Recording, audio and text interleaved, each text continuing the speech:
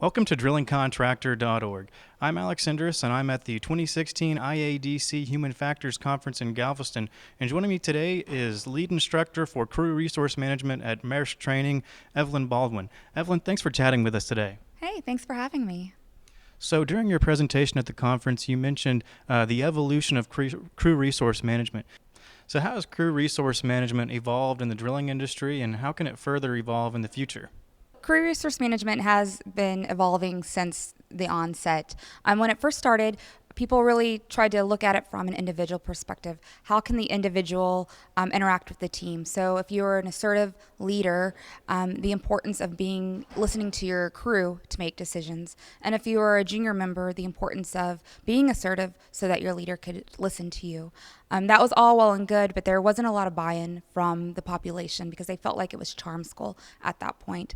So then the second iteration was, let's train the teams. Let's train the small teams, the driller, the AD, the tool pusher, those people that work in the doghouse.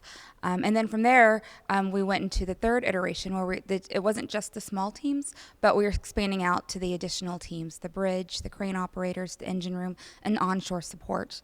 And that's really where we are right now in the drilling industry. Airline took it even further, and they started really integrating crew resource management to all aspects of training, and that's what we're striving to do at Maersk Training.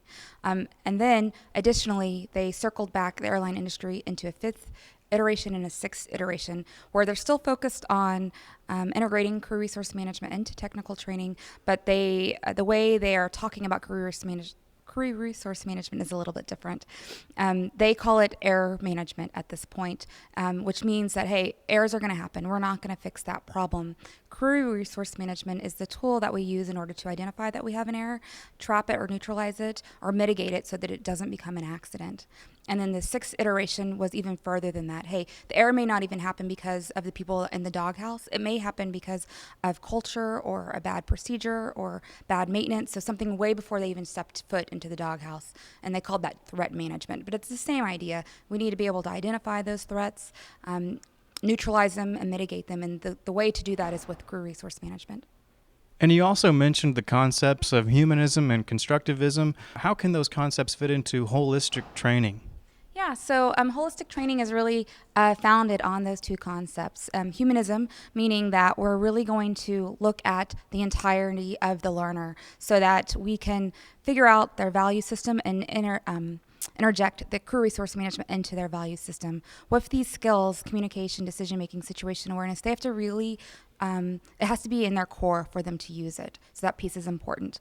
The other one is the constructivist theory, and that is saying that the way to really learn knowledge is to be able to connect new knowledge to what you already know and make that bridge and make that connection. And when we can do that, we have a deeper understanding and we'll be able to retain the information. And how should simulations and technical education fit into training along with crew resource management? Yeah, from my perspective, in order for crew resource management to really stick for your trainees and for your employees, they have to get that throughout all of their training. And a big piece of what we're training is technical information. So instead of approaching your technical classes from an engineering perspective, like let's talk about the system and everything you need to know about the system, flip it around and think about how is this system going to help the student make good decisions? So you think about it from an operational perspective. And when you do that, you're already introducing crew resource management. And then from the simulation perspective, of course, you're going to get them to go in there and practice their technical procedures. But when you script the entire scenario, go at it from a crew resource management perspective.